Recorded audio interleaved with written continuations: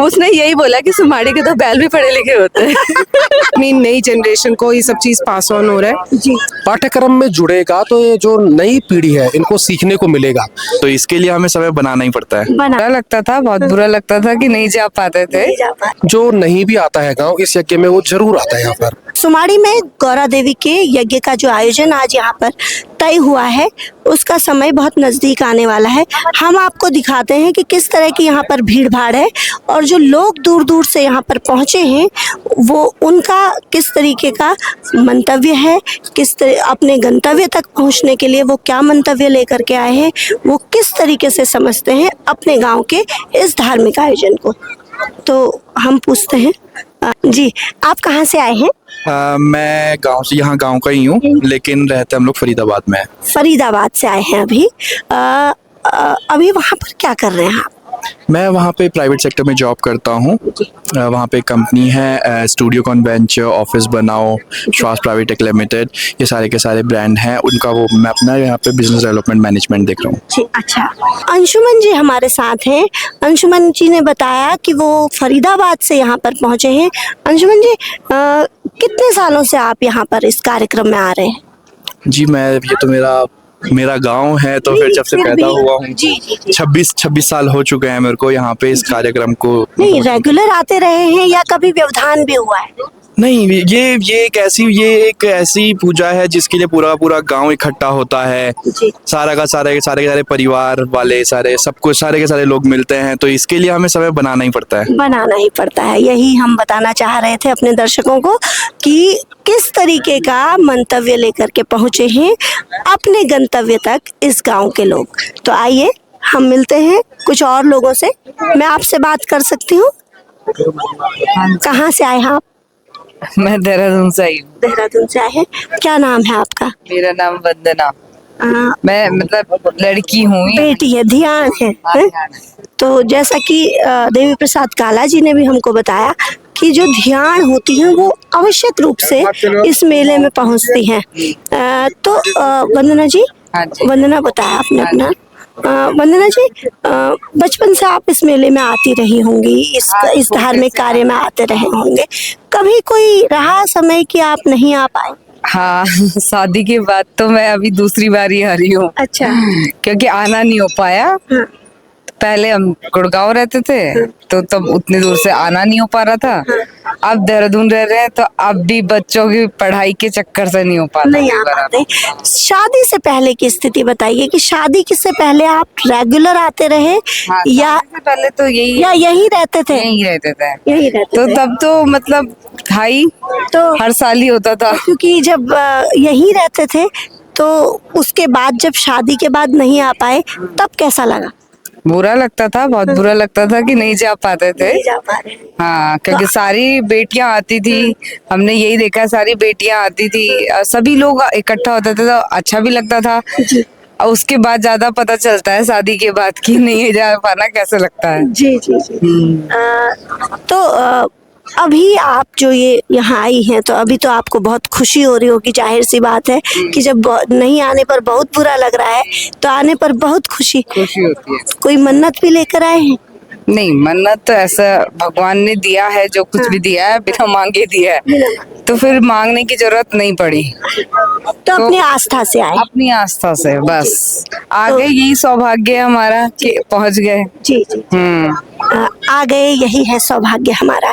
एक ध्यान ऐसा कह रही हैं, तो इससे अंदाजा लगाया जा सकता है कि जो आज का जो आयोजन है उसके प्रति किस तरह की आस्था है, किस तरीके से यहाँ के जो लोग हैं वो कितनी आस्था अपनी माँ गौरा पर रखते हैं।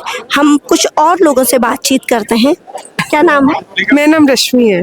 बेटी है इस गांव की या बहू? बहू है। हाँ। पहली बार कब जाना इस आयोजन के बारे में? मैंने पहली बार ही आ रहे हैं इसमें। अभी शादी हुई? नहीं, शादी तो हो गई। हाँ। गाँव आते थे पर पहली बार ही इसमें। पहली बार ऐसे कार्यक्रम में शामिल हुए हैं, तो कैसा लग रहा है? बहुत अच्छा लग रहा है। क्या जाना आपने इस आयोजन के महात्म्य को लेकर के, क्या आपको अभी तक समझ में आया? हम नहीं नहीं, हमने क्या बोलते, बहुत अच्छा है, क्या बोलते हैं, सब लोग इकट्ठा हुए हैं, देवी की पूजा है, हमारे बच्चों को जानकारी होती है सब चीज की, इन सब चीजों की, तो मतलब बहुत अच्छा है कि एटलीस्ट अपनी नई जनरेशन को ये सब चीज पास ऑन हो रहा है, सब चीज पता लग रहा है, तो ये बहुत अच्छी बात है। ऑस्ट्रेलिया से आई हैं? हाँ, मतलब ऑस्ट्रेलिया से आए हैं। मतलब अभी ऑस्ट्रेलिया से आई हैं? हाँ, मतलब ऑस्ट्रेलिया से ही आए हैं। पूजा के लिए आई हैं? हाँ, इसी पूजा के लिए आए हैं। तो यही हम बताना चाह रहे थे अपने दर्शकों को कि कहाँ से, देश से विदेश से सभी लोग यहाँ पर पहुँचे हुए हैं। आपका क्या नाम है? नेहा। नेहा भी बहू है? हाँ जी, छोटी अच्छा, वाले। अच्छा, देवरानी है। आप कहाँ से आए हैं? मैं ये दिल्ली से आई हूँ। दिल्ली से आए। हाँ, मायका यहीं से, उत्तराखंड से। किस जगह? देहरादून। पहले सुना था इस पूजा के बारे में? हाँ, बहुत बार आई हूँ मैं। यज्ञ में नहीं आई हूँ, पर पटगाड़ में आई हूँ। कल पहुँचे, आज पहुँचे? आज पहुँचे हम लोग। पहुँचे, आज ही लौटना है? नहीं, अभी नहीं, अभी किसी और पूजा करवाएंगे। अच्छा अच्छा अच्छा, आज ही लौटना, मतलब पूजा करवाने के बाद लौट जाना है ना? फिर रुकेंगे 2 दिन, तसल्ली से जाएंगे। तसल्ली से जाएंगे। हाँ। क्या करते हैं अभी आप? मैं एक पढ़ाती हूँ ऑनलाइन बच्चों को, बाहर के बच्चों को पढ़ाती हूँ। अच्छा, और हस्बैंड क्या करते हैं? हस्बैंड IT में, HCL। अच्छा, IT IT फर्म में। ये जो सुमाड़ी गांव है, आपको भी मालूम होगा कि यहाँ से बहुत सारे लोग जो हैं, मतलब करीब करीब हर घर से हर बेटा ही कहा जाता है कि अफसर है। शादी से पहले जब सुमाड़ी में बात हो रही है, सुना था, तो तब मालूम था ऐसा? नहीं, मतलब ऑनेस्टली अगर मैं बताऊं तो मैंने कभी सुना नहीं था। पर उसके बाद जिसने भी सुना, उसने यही बोला कि सुमाड़ी के तो बैल भी पढ़े लिखे होते हैं। अच्छा, तो तब आपको कैसा लगा? बहुत अच्छा लगा था। कौन नहीं चाहता ऐसी जगह मेरा ऐसी ससुराल जगह। होने जा रहा सही बात है, कौन नहीं चाहता। तो बहुत अच्छा लगा। नेहा जी से हमारी बात हुई है। नेहा जी को शादी के बाद पता चला कि सुमाड़ी के रहने वाले तो बैल भी ग्रेजुएट होते हैं कम से कम। ऐसा ही पता था या अफसर होते हैं पता था? नहीं, पढ़े लिखे होते हैं। पढ़े लिखे होते हैं, पढ़े लिखे होते हैं। तो समझा जा सकता है कि इस गांव की जागरूकता को लेकर के समझा जा सकता है, क्योंकि जहां शिक्षा है वहां जागरूकता है। और नेहा जी को निसंदेह बहुत अच्छा लगा होगा, ये बहुत गौरव की बात है। पंकज नैथानी जी हमारे साथ हैं, वरिष्ठ रंगकर्मी हैं, श्रीनगर के लोक कला निष्पादन केंद्र से बहुत बारीकी से जुड़े हुए हैं।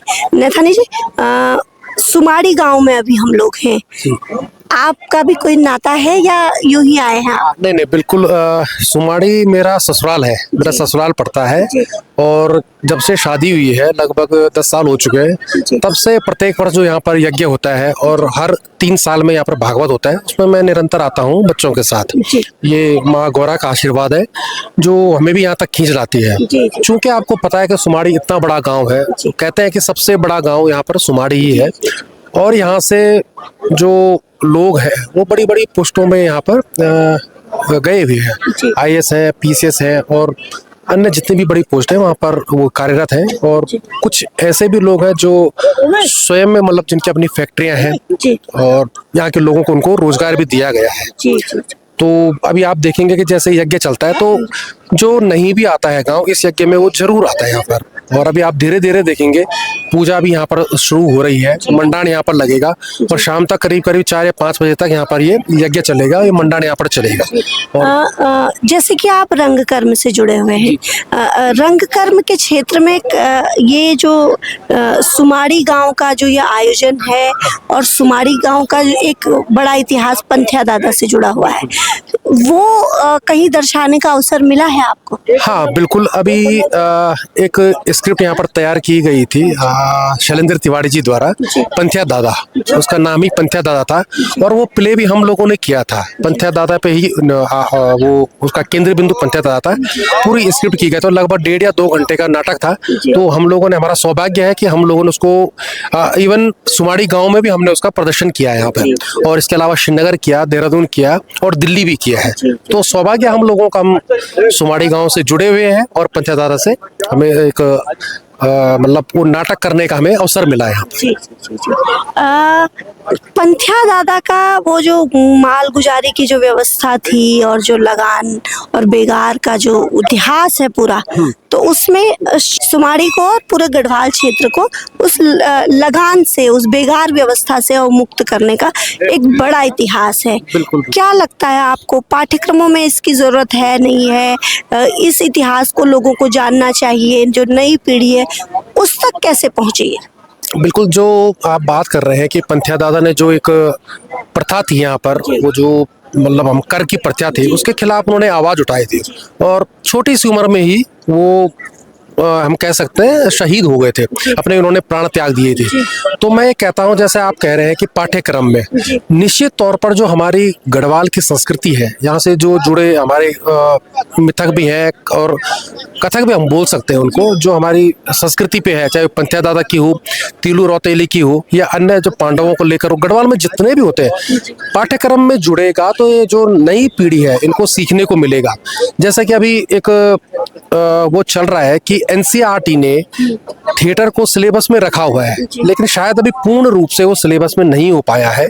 उसमें कुछ उन्होंने ऐसा दिया गया है कि आपका संगीत हो गया, दृश्य कला हो गया, नाटक हो गया, 3-4 चीजें एक साथ सम्मिलित कर ली है। तो एक टीचर उसको नहीं पढ़ाया जा सकता है ना, उसको नहीं पढ़ा, अलग अलग विधाएं हैं। तो इसी तौर पर अगर गढ़वाल की कुछ संस्कृति है जो हमारे पौराणिक क्षेत्र से जुड़े हुए हैं, ये भी अगर कहीं ना कहीं हम स्टेट लेवल पे हम इसकी एक पहल कर सकते हैं, तो ये चीजें भी जुड़नी चाहिए पाठ्यक्रम में, ताकि आने वाली जो पीढ़ी है उनको इसके बारे में ज्ञान हो कि क्या हमारा गढ़वाल का इतिहास रहा है और कौन कौन से ऐसी चीजें हैं जो हमें देखने को, सुनने को और सीखने को मिल सकती है। जी जी। तो यह पंकज नैथानी जी, जो शैलनट को अभी श्रीनगर में स्थापित संस्था है नाट्यकर्म से, रंगकर्म से जुड़ी हुई शैलनट, उसको अभी आगे बढ़ाने में अपना योगदान दे रहे हैं।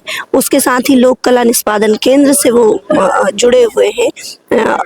तो उन्होंने बताया कि किस तरीके से रंगकर्म की भूमिका है, किस तरीके से रंगकर्म की भूमिका है, और यदि इसको पाठ्यक्रमों में समावेश इसका किया जाए तो जो आने वाली जो नई पीढ़ी है वो भी न सिर्फ पंथ्या दादा के इतिहास को, बल्कि और भी जो हमारे लोक की जो विभूतियां हैं, जिन्होंने बड़े काम किए लेकिन अपने प्राणों का आहुति दे करके किया, तो उनको जानना बहुत आवश्यक है कि किस तरीके के संघर्षों के साथ हमारे पूर्वजों ने आज की जो थाती हमें प्राप्त है उसको संजोया है।